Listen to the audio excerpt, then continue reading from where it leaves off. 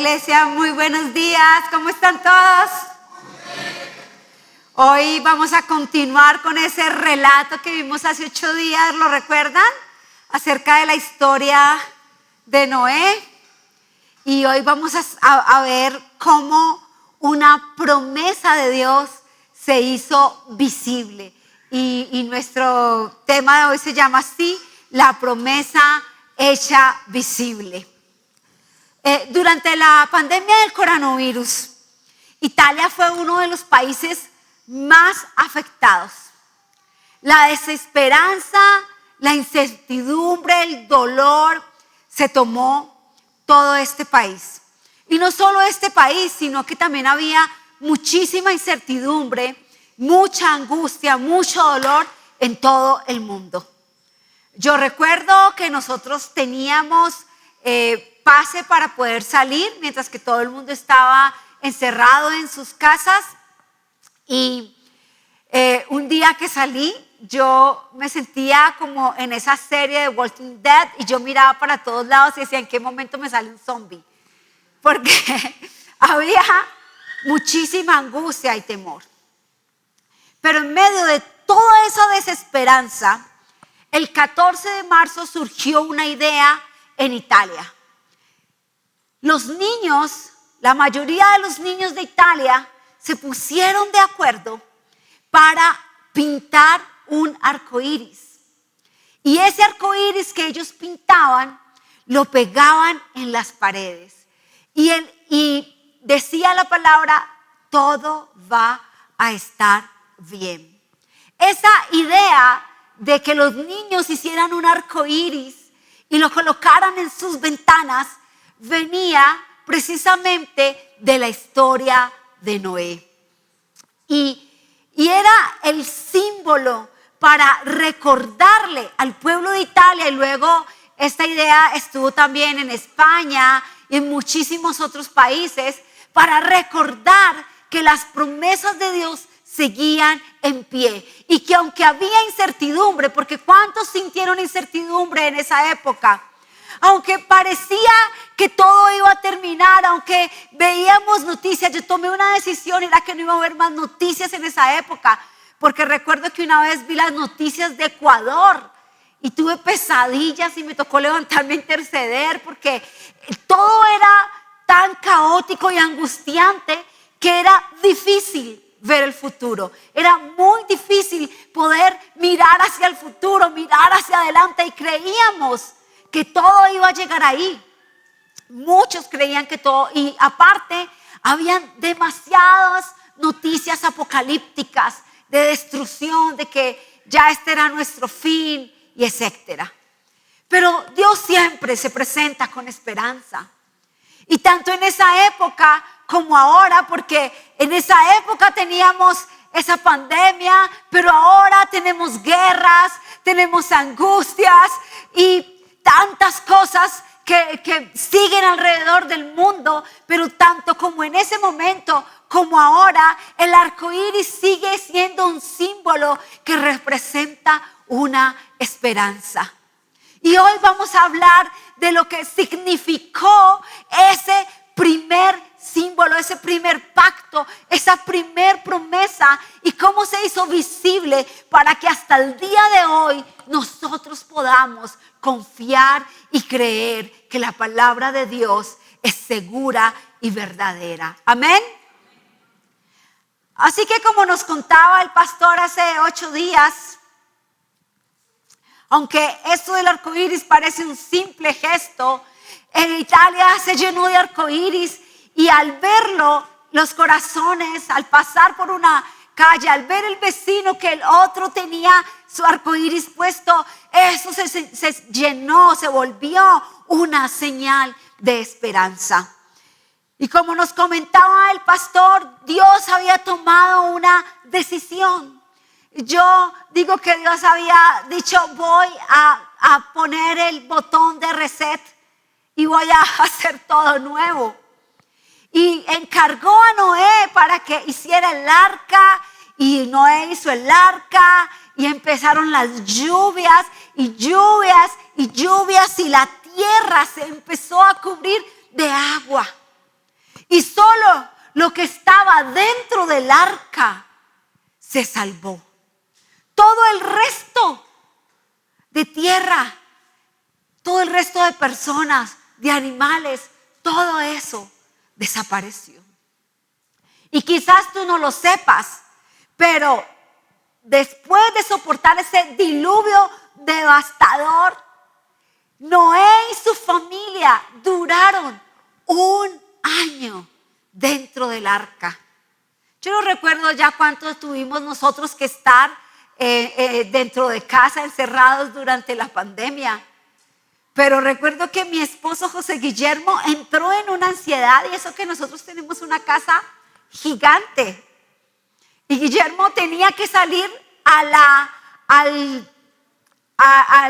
afuera a sentarse como un pequeño porche, no, un antejardín que hay en casa, y se tenía que sentar ahí. Y empezó a sentir tanta ansiedad que decía, nunca en su vida ha fumado. Guillermo nunca ha fumado en su vida, pero decía, tengo tanta ansiedad que me están dando ganas de fumar. Y se nombró, autoproclamó el que iba por el mercado. Solo para poder salir de la casa.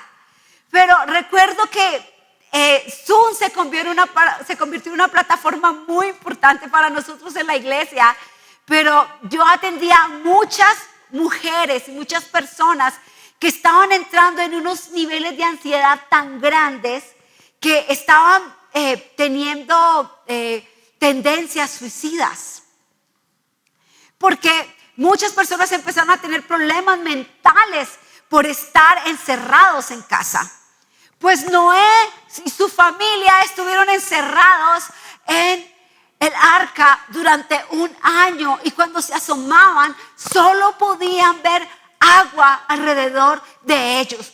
Todo el mundo, como Noé y su familia lo habían conocido, estaba desaparecido. Lo que les esperaba a Noé también era una incertidumbre. Ellos estaban esperando que el agua bajara para ver cómo había quedado todo. Muy parecido a lo que nos sucedió en esa época de pandemia. Pero lo sorprendente de esto es que cuando el agua baja y Noé y su familia, yo decía que yo creo que Noé y su familia no se vieron aburrir. Porque con esa mano de animales dentro del arca, pidiendo comida, no me imagino los elefantes ya desesperados, las gallinas poniendo huevos, con pollitos. Pues oficio tuvieron Noé y su familia dentro del arca, así como las esposas dentro de la casa podemos quedarnos todo el día y tenemos oficio, ¿verdad? ¿Cierto que sí? Nosotros no nos quedamos quietas. Pues lo mismo sucedió con Noé, pero ya estaba llegando el momento en que se asomaban y no veían que el agua bajara. Y lanzan una paloma y esta regresa en su pico con una ramita de olivo. Y entonces Noé se dio cuenta que era el momento de poder bajar del arca. Y cuando Noé y su familia bajan del arca, Dios le hace una promesa a Noé y a su familia. Y eso tú lo vas a encontrar en Génesis 9, sí, por favor, empiezas ahí, sí. Entonces Dios le dijo a Noé y a sus hijos, aquí está solo la última parte, les voy a leer desde antes. Ahora mismo yo confirmo mi pacto con ustedes y con sus descendientes, y con todos los animales que estuvieron en el barco con ustedes, las aves, los animales domésticos y todos los animales salvajes, con toda criatura viviente sobre la tierra. Sí, yo confirmo mi pacto con ustedes. Nunca más las aguas de un diluvio matarán a todas las criaturas vivientes. Nunca más un diluvio destruirá la tierra. Y esto quiero que le presten atención. Entonces Dios dijo: les doy una señal de mi pacto con ustedes y con todas las criaturas vivientes para todas las generaciones futuras. He puesto mi arco iris en las nubes. Esta es la señal de mi pacto con ustedes y con toda la tierra. Cuando envíe nubes sobre la tierra, el arco iris aparecerá en las nubes. Y yo me acordaré de mi pacto con ustedes y con todas las criaturas vivientes. Nunca más las aguas de un diluvio volverán a destruir a todos los seres vivientes. Cuando yo vea el arco iris en las nubes, me acordaré del pacto eterno entre Dios y toda criatura sobre la tierra. Entonces Dios le dijo a Noé: este arco iris es la señal del pacto que yo confirmo con todas las criaturas de la tierra. Cuando Dios estableció este pacto con Noé, de que no volvería a destruir la tierra, estableció una señal, la señal que se hizo visible, que es el arco iris multicolor sobre el cielo. Y lo que quería Dios con esto era mostrar a él y mostrar a Noé que ese pacto se confirmaría. Y dice la palabra, lo que les acabo de leer, por generaciones. Yo me preguntaba por qué razón Dios mandaría el arco iris, por qué saldría el arco iris. ¿A quiénes les gusta ver un arco iris? Cuando vemos el arco iris en el cielo, casi siempre o siempre sale después de una tormenta. Y llega la tormenta fuerte con relámpagos y truenos y aparece el arco iris y te llena inmediatamente de una dosis de esperanza y de felicidad, aún sin conocer que el arco iris es un pacto que Dios hizo con la humanidad y con la tierra. Pero lo más increíble de esto es que Dios sabía que volvería a llover sobre la tierra. Ahora imagínense ustedes a Noé y a su familia donde volviera a llover. La angustia que iban a sentir. ¿Será que nuevamente va a caer un diluvio? Ya no necesitaban tener más miedo. Podían confiar que iba a llover, pero que se iba a detener. Porque Dios ya había dado su promesa de que no destruiría la tierra nuevamente con un diluvio. Así que la familia de Noé podían ver las gotas caer y no tener temor. Porque la promesa ya estaba presente. ¿Y por qué es importante las promesas? ¿Y por qué es importante el arco iris como promesa? Aunque la historia de Noé está en muchas culturas, sobre todo en la babilónica, en ninguna de esas culturas la historia de Noé termina con un pacto sellado. En la única historia de Noé, porque esa es una historia antigua que se ha contado, que se contó por generaciones en diferentes culturas. Pero en la única donde se sella con un pacto es en la nuestra, en la del Génesis. Y lo que hizo esta señal del arco iris, fue Dios convertir una promesa que hizo en una señal visible. Hay muchos pactos en la Biblia. Nosotros decimos que somos los hijos del nuevo pacto y lo voy a explicar al final. Pero del arco iris fue el primer pacto con una señal visible en el cielo. ¿Qué es lo que sucede con las promesas y por qué debemos confiar en las promesas? Lo que sucede con las promesas es que las promesas parecen ser vacías en un océano de incertidumbre. Estaba leyendo que las mujeres coreanas han hecho como un nuevo sistema.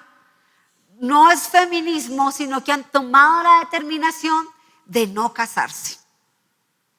Y no sé si tú no sabes, pero el matrimonio es un pacto. Pero se ha desvalorizado tanto, se ha dañado tanto el pacto del matrimonio, que si tú le preguntas a las nuevas generaciones, a los que están sentados allí, ¿ustedes se quieren casar algún día? Y solo Camila responde que sí, y Julián responde que no. Y Daniela y Juliana como que... ¿Y Pipe qué responde? Que sí. Bien, Pipe. Pero nos han roto tantas promesas. ¿Cuántas personas se han casado enamoradas? Han ido a ese pacto en el altar para encontrar en el camino que el pacto fue roto y encontrar violencia intrafamiliar, infidelidad. ¿Cuántas veces nos han prometido bajarnos la luna? Y al final lo único que encontramos son nuestro corazoncito roto en pedazos. Ahora, para poder creer en algo, tiene que ir firmado, sellado y con biométrico. Las promesas, la palabra ya no tiene ningún poder ni efecto. Te prometo que te pago. Sí, gracias. Firme el pagaré, ponga la huella, pase el iris. Y como cada vez nos seguimos sintiendo decepcionados con las promesas que recibimos de los otros, entonces creemos de una manera errada que las promesas de Dios son iguales a las promesas de los hombres. Y entonces sucede la segunda cosa. Y es que nos cuesta creer que las promesas de la Biblia son para mí y son para ahora. Nos cuesta creer que la palabra de Dios es una promesa que se puede hacer realidad. Quiero decirte lo que es una promesa en la Biblia. Las promesas de Dios no son meras palabras, sino que son un ancla para nuestra alma. En el contexto bíblico, una promesa es una declaración o un compromiso hecho por Dios hacia su pueblo. Y estas promesas pueden ser específicas, promesas de salvación, de protección, de provisión, de perdón. Tú encuentras muchas. La Biblia está llena de promesas para ti. Y son promesas para aquellos que lo siguen y que deciden confiar en Dios. Una promesa en la Biblia es mucho más que una simple declaración. Es una garantía divina de que Dios cumplirá lo que ha dicho. Y las promesas de Dios están respaldadas. Escúcheme muy bien, familia. Tú puedes confiar en las promesas de Dios porque las promesas de Dios están respaldadas por su carácter. Porque su carácter es inmutable. Una de las primeras citas bíblicas que me enseñaron es que Dios no miente. Que Él no es hijo de hombre para mentir y para arrepentirse. Que Él es sí y amén. Y que a veces las circunstancias circunstancias parecen más fuertes que las promesas de Dios. Cuando Dios hace una promesa, podemos confiar que Él la va a cumplir porque Él es fiel. Amén. Él no fallará. Y vamos a la segunda cita bíblica. Porque miren lo que dice la segunda cita bíblica. Aquí está, es muy largo, quiero leérselo porque es que es tan importante leer este pedazo de la Biblia que está en Hebreos. Y dice así: las promesas de Dios traen esperanza. Por ejemplo, estaba la promesa que Dios le hizo a Abraham. Como no existía nadie superior a Dios por quien jurar, Dios juró por su nombre propio, diciendo: ciertamente te bendeciré y multiplicaré tu descendencia hasta que sea incontable. No solo esto, quiero parar ahí. Esa fue la promesa que Dios le hizo a Abraham. Es uno de los primeros pactos que encontramos en la Biblia. Y yo no sé, pero yo crecí escuchando que muchos hijos tiene el padre Abraham. Yo soy uno, tú también. Y todos los de la vieja guardia, alabemos todos al Señor. Crecí creyendo que esa promesa se había hecho realidad y que lo mejor de todo era que yo hacía parte de la promesa que Dios le había hecho a Abraham, yo y mis generaciones. Porque Dios dijo que en Abraham serían benditas todas las familias de la tierra. Así que como mi abuelito de por allá de mucho tiempo es Abraham, mi familia es bendita. Amén. Amén. Y de eso es lo que está hablando aquí. Entonces Abraham esperó con paciencia y recibió lo que Dios le había prometido. ¿Recuerdan? Las promesas de Dios se cumplen, así nosotros nos vayamos por las ramas. Abraham escuchó la promesa de Dios que iba a tener un hijo y se fue por las ramas.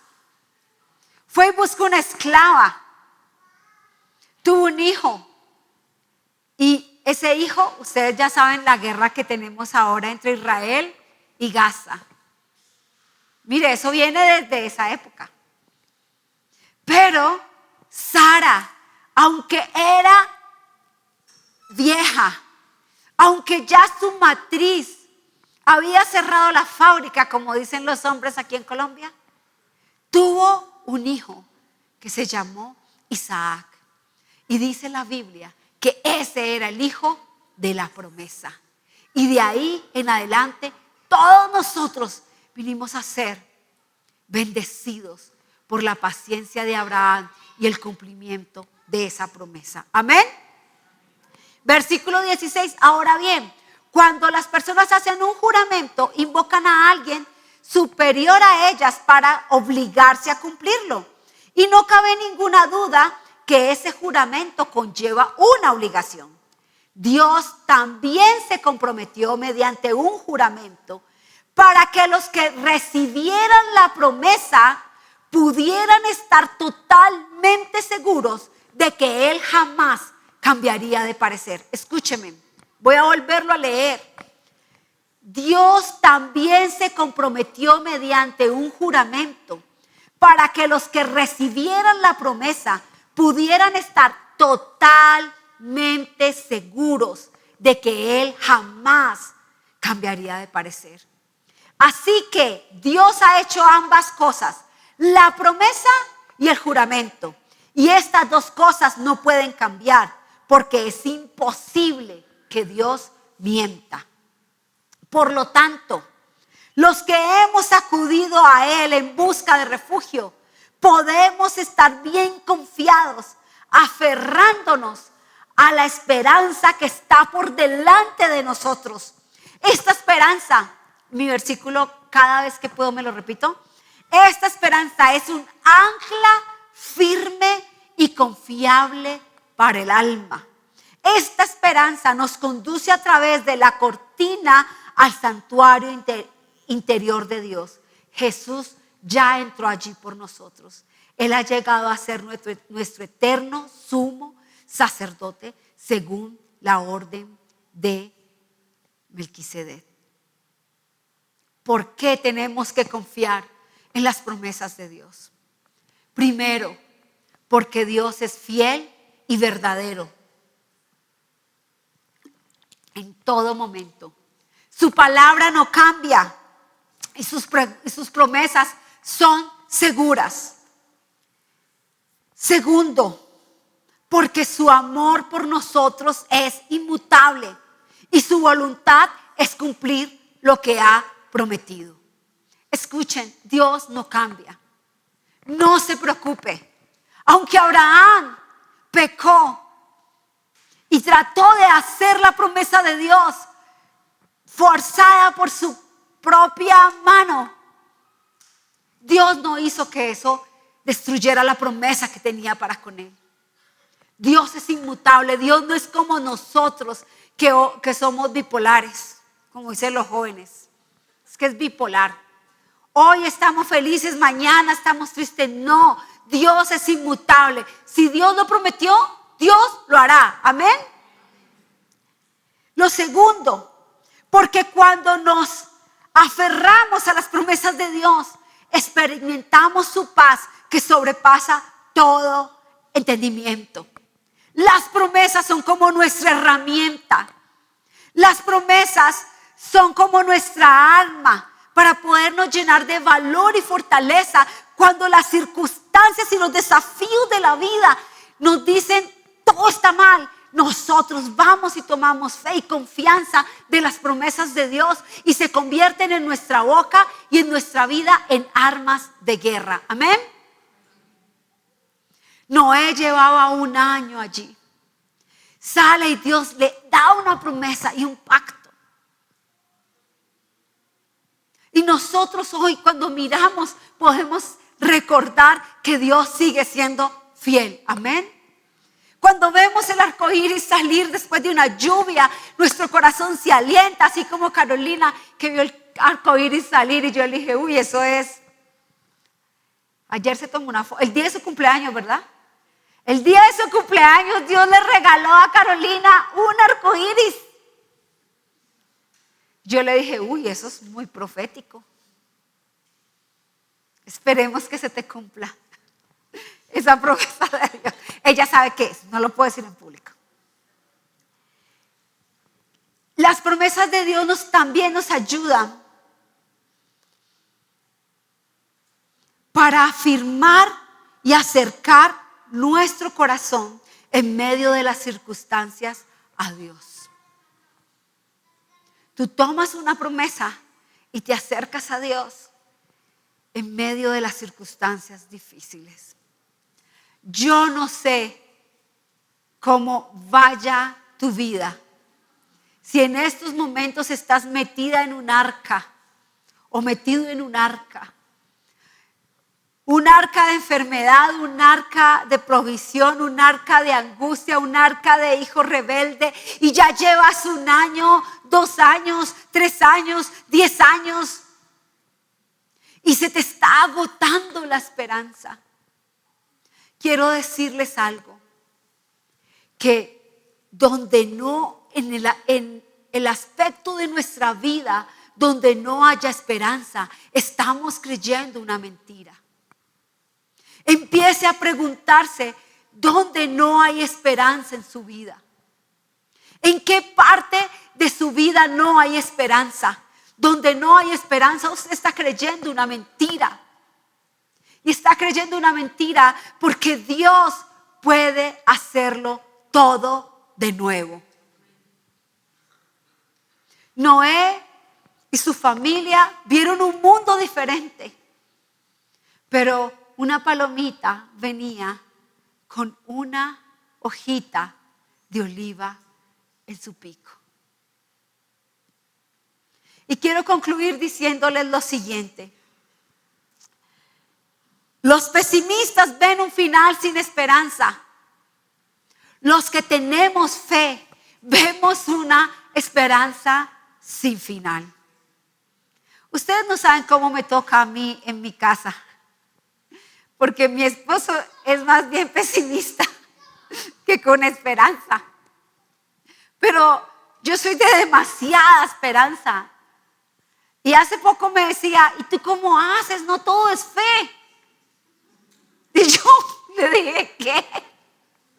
¿No todo es qué?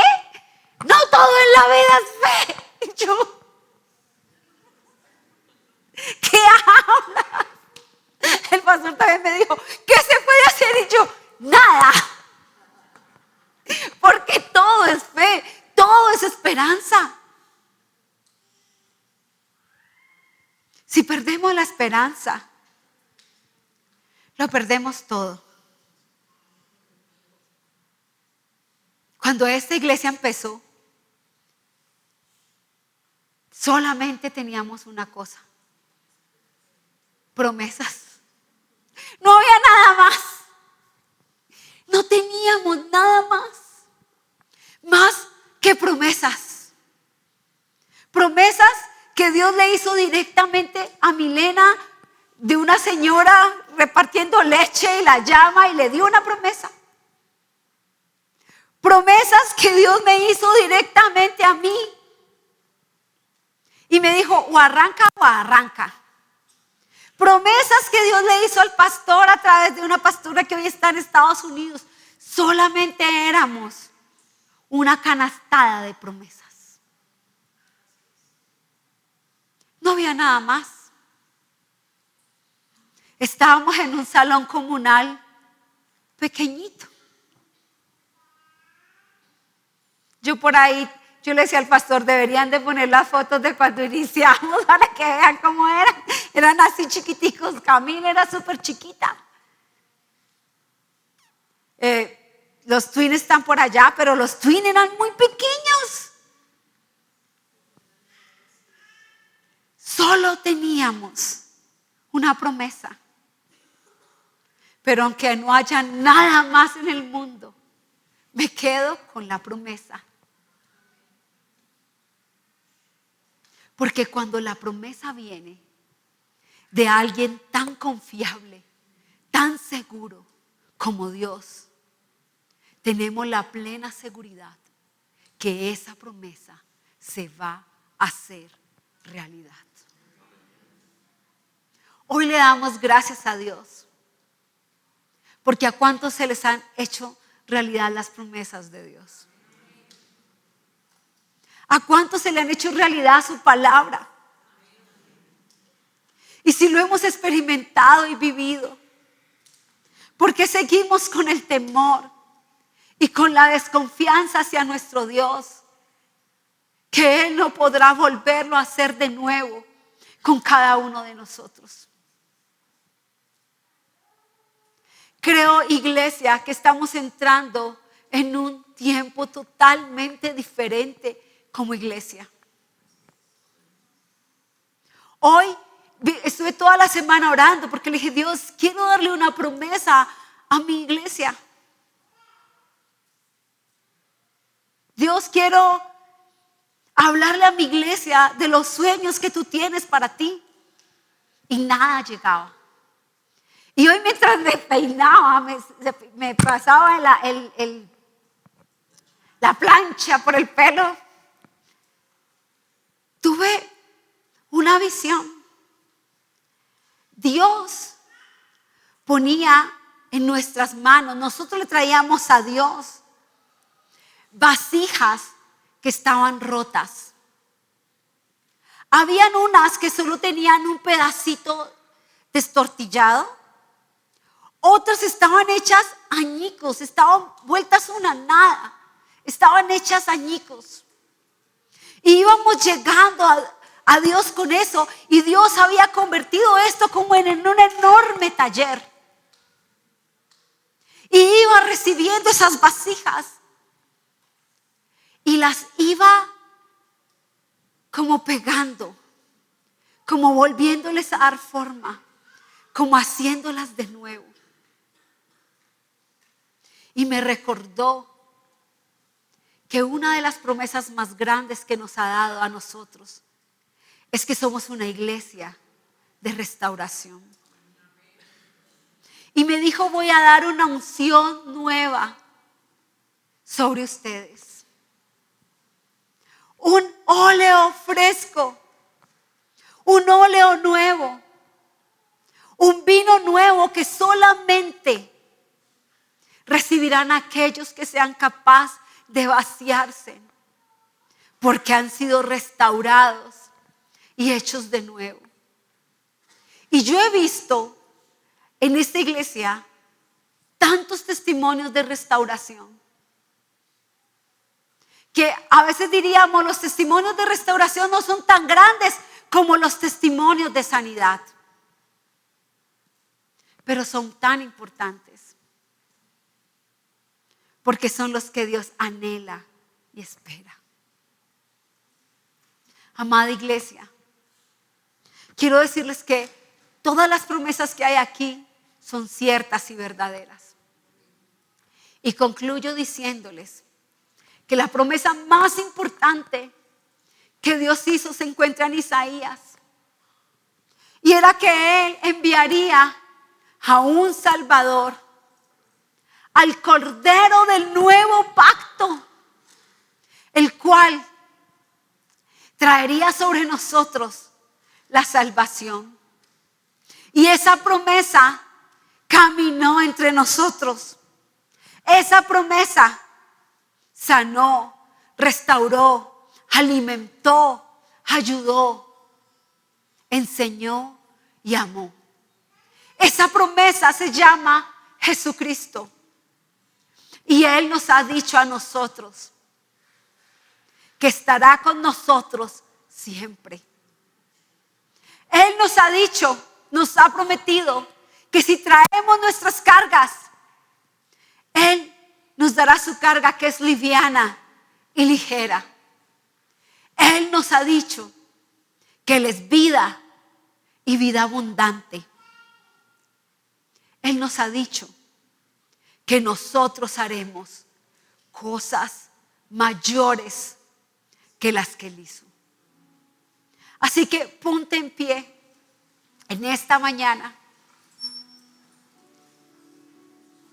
porque quizás hoy necesites una promesa específica para tu vida. Quizás perdiste la esperanza en algo en tu vida. Donde hayas perdido la esperanza, estás creyendo en una mentira. Así que dile al Espíritu Santo hoy que te muestre dónde perdiste tú la esperanza. Que te muestre dónde se te agotó la esperanza. Y que hoy sea una mañana donde Dios renueve nuestra esperanza y nuestra fe.